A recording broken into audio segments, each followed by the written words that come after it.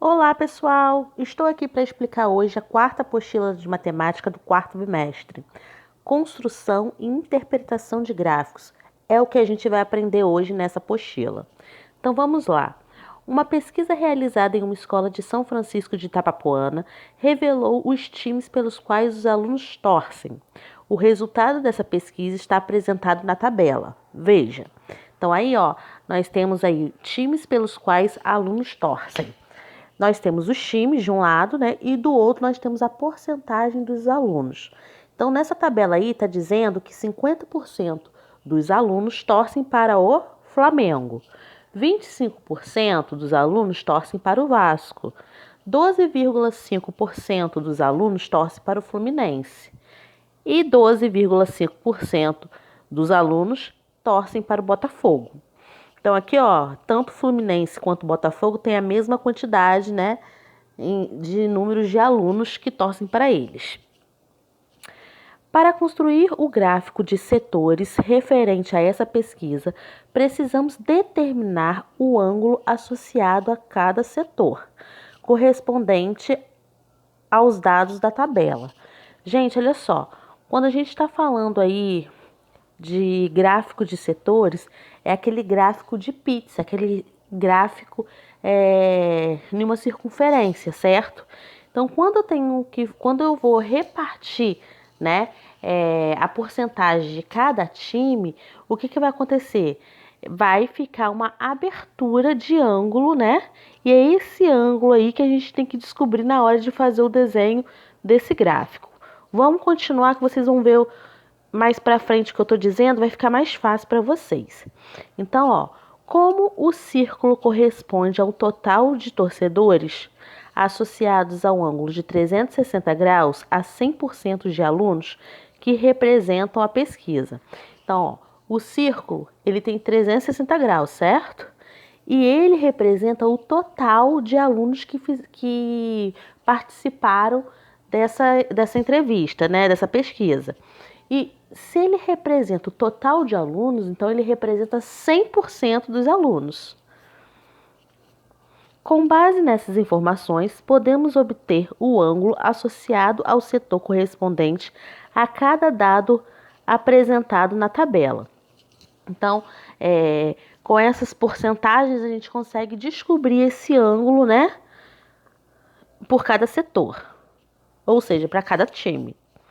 Veja que cada porcentagem está relacionado a um setor com um determinado ângulo. Então, cada setor desse aí, né, representado, vai ter um determinado ângulo. Cada um vai ter um ângulo diferente, certo? Então, aqui, por exemplo, a porcentagem de torcedores do Flamengo está associada ao setor com ângulo de 180 graus. Então, vamos ver aqui, no gráfico. Primeiro, antes de ver essa continha, vamos pensar aqui comigo. Como foi dito no slide anterior, né? Uma circunferência tem quantos graus? 360. Então, 100% dos alunos é 360 graus. 50% não é a metade? Qual é a metade de 360? 180 graus. Então, já dava para eu ter uma noção aí, não precisava nem fazer o cálculo. Mas vamos fazer o cálculo que a gente tem que aprender. Então, vamos determinar 50% de 360 graus, né? Por que 360 graus, gente? Porque toda circunferência, né, uma volta inteira, vai ter uma abertura de um ângulo de 360 graus. Então, vou botar aqui, 50%. 50% é o quê? 50 por 100, né? Toda vez que eu vou transformar o 50% em uma fração, é só botar o valor da porcentagem em cima, né? E o 100 embaixo. Então, 50% vezes 360. Multiplicação de fração. É muito simples, né? Aqui foi simplificada a fração. Mas eu poderia também ter feito a multiplicação de fração de cima pelo de cima e de baixo pelo de baixo e depois simplificar, né, o resultado final. Mas aqui, vamos ver esse exemplo aqui. Eu simplifiquei primeiro essa fração para ficar fácil de fazer a continha. Posso cortar os zeros? Se tem um zero em cima e um zero embaixo, dois zeros embaixo, né? Eu vou cortar apenas um de cima e um de baixo. Então, vai ficar 5 por 10, né? Agora, 5 centésimos. Desculpa, gente, 5 décimos. Tem como simplificar essa fração? Tem, porque os dois números são divisores por 5. Então, 5 dividido por 5, 1. 10 dividido por 5, 2. Então, simplificando a fração 50 centésimos, eu vou achar quem? 1 meio. Então, 50 centésimos vezes 360 graus é a mesma coisa que 1 meio vezes 360. Agora, foi o que eu falei, a multiplicação de cima pelo de cima, embaixo pelo de baixo. O 360 não tem nada embaixo, então quem fica escondidinho ali? O número 1, né? Então, 1 vezes 360, 360. 2 vezes 1, 2. 360 dividido por 2 vai ser igual a 180 graus. Certo? Agora, para ver se a gente entendeu mesmo, vamos ver os outros times. O Vasco da Gama, né? Ele tem 25% dos alunos torcem para ele. Então, ó, é 25% de 360 graus. Então, ó, 25%. Qual é a fração que representa isso? O número em cima, né? E o 100 embaixo. Então, ficou 25 centésimos. Outra coisa que você pode guardar na cachola, tatuar no coração, é só tirar esse D e transformar ele numa multiplicação. Então, 25% de 360 é 25 por 100, né? Vezes 360. É só substituir o D pelo sinalzinho de vezes. Mais uma vez, eu simplifico a fração para fazer a continha, né? 25 por 100. Eu posso dividir, vocês podem dividir isso aí, ó, por 5, até achar a fração irredutível, né? Como já foi aqui, ó, eu já sei que 25 e 100 tem o número 25, que é tanto divisível pelo de cima quanto de baixo. Mas eu poderia fazer por 5 até achar essa fração, né? Então, vamos fazer por 25 mesmo. 25 dividido por 25 dá igual a 1. 100 dividido por 25 dá igual a 4. Então, 25 centésimos é a mesma coisa que 1/4, porém simplificado, né? Então, vai ficar 1/4 vezes 360. 1 vezes 360, 360. 4 vezes 1, 4. Então, 360 dividido por 4 é igual a 90 graus. Agora, preste atenção, poderíamos pensar também como? Nós, na questão do Flamengo, né, nós já chegamos à conclusão que uma circunferência completa é 360. Também chegamos à conclusão que 50% é a metade de 360, né? Então, 180 graus. Agora, 25% é a metade de 50%. Então, é a metade de 180 graus, que é quem, gente? 90%.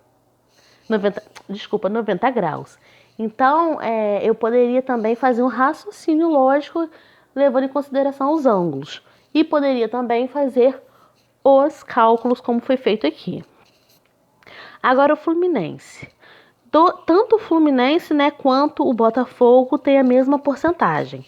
12,5% de 360.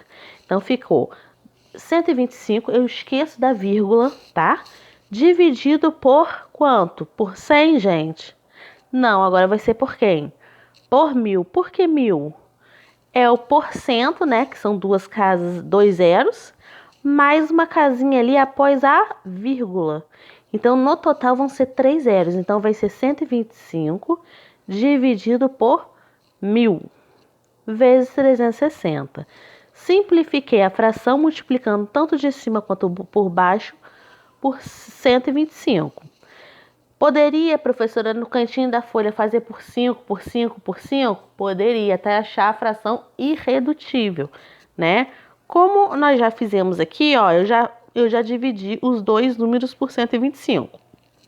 Então, 125 dividido por 125 deu 1. 1000 dividido por 125 deu 8. Então, a fração 125 milésimos simplificado vai dar 1/8. Então, 1/8 vezes 360 graus, né? 1 vezes 360, 360. 360 dividido por 8 dá igual a 45 graus. Então, nós achamos a abertura do ângulo tanto para o time do Fluminense quanto para o time do Botafogo também. Portanto, o círculo deverá ser dividido em 4 partes, né? Do Flamengo, do Vasco, do Fluminense e do Botafogo. Então, ó, um lado tem uma das divisões tem que ter um ângulo de 180 graus. A outra tem que ter 90 graus. E tem que ter duas de 45 graus, certo? Depois, cada parte deve ser preferencialmente pintada com uma cor diferente. Nessa apostila, devido ao tipo de impressão preto e branco, não trabalhamos com essa diferenciação de cores. Então, gente, quando você fizer um gráfico, é bom que cada setor desse que nós achamos tem uma cor diferente, tá? Aqui não tem porque a impressão da apostila é preta e branca. Então, aqui nós achamos o Flamengo, né? Que tem 50% dos alunos que torcem por ele. O Vasco da Gama, que tem 25%. O Fluminense e o Botafogo, que tem 12,50%. E aí está o nosso gráfico, né, de setores. Pesquisa censitária e pesquisa amostral. Tem aí, gente, exemplos de duas pesquisas que são muito utilizadas, tá?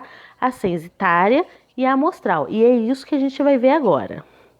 Acompanhe as duas situações a seguir. Situação 1. Andréia é gerente de uma empresa e quer saber se os colaboradores estão satisfeitos com os serviços de alimentação prestados pelo restaurante que funciona nas dependências da empresa. Para isso, foi elaborado um questionário para avaliar a qualidade dos serviços de alimentação que deverá ser preenchido por todos os colaboradores. Ok? Nós temos aí um exemplo de uma pesquisa onde todos os colaboradores vão participar. Situação 2. A Prefeitura de Campos dos Goytacazes pretende reorganizar os serviços de transporte de ônibus para melhor atendimento aos cidadãos. Por esse motivo, um instituto de pesquisa foi contratado para entrevistar 5.000 pessoas que utilizam o ônibus e saber a opinião delas em relação às mudanças propostas nos itinerários das linhas. Então agora, gente, observa que a pesquisa não vai ser feita com todos que utilizam esse transporte. Essa pesquisa vai ser realizada apenas com 5.000 pessoas, né? 5.000 pessoas não são todas as pessoas. Então, há uma diferença de uma situação para outra. Na situação 1, a pesquisa envolve a coleta de dados de todos os colaboradores da empresa, como eu disse. Nesse caso, ela é chamada de pesquisa censitária, tá? Então, quando você faz a pesquisa com todos, né, colaboradores, com todos que participam, né, é uma pesquisa censitária. Outro exemplo de pesquisa censitária é o censo demográfico, realizado a cada 10 anos pelo Instituto Brasileiro de Geografia e Estatística, o IBGE, para obter informações sociais, demográficas e econômicas sobre todos os habitantes. Então, essa pesquisa ela é realizada, né, a cada 10 anos e é realizada com toda a população. Na situação 2, o Instituto de Pesquisa não entrevistará todos os usuários de transporte público do município, apenas 5.000, como foi dito, né? A pesquisa será realizada entrevistando apenas uma parte dos usuários, uma amostra da população. Nesse caso, a pesquisa é chamada de amostral. As pesquisas eleitorais nas quais cidadãos respondem a perguntas sobre sua intenção de votar em determinado candidato também são exemplos de pesquisa amostral. Por quê? Essas pesquisas de eleição, gente, não é feito com toda a população, é feito apenas com... Eles pegam um número de eleitores e fazem essa pesquisa. Então, também é um tipo de pesquisa amostral. O planejamento de uma pesquisa amostral requer muito cuidado, pois a amostra selecionada deve ser representativa da situação em estudo. No caso da situação 2, por exemplo, as entrevistas devem ser realizadas com pessoas de ambos os sexos, de diferentes faixas etárias, que moram em bairros diferentes e etc. Então tem que prestar atenção que na situação 2, que é uma situação, né, amostral, né, que ele pega uma quantidade de pessoas, essas pessoas têm que ser de diferentes portes, né? Tem que ser pessoas que moram em bairros diferentes, que têm idades diferentes, né, faixa etárias diferentes, e assim, tanto feminino quanto masculino, para ver qual é a necessidade de todas as pessoas, certo? A amostra de 5.000 pessoas deve representar o conjunto de todos os usuários de ônibus do município. E assim a gente finaliza mais uma apostila, tá? Podem começar a fazer os exercícios. Qualquer dúvida, estou no WhatsApp, é só me chamar lá. Beijinho, até a próxima.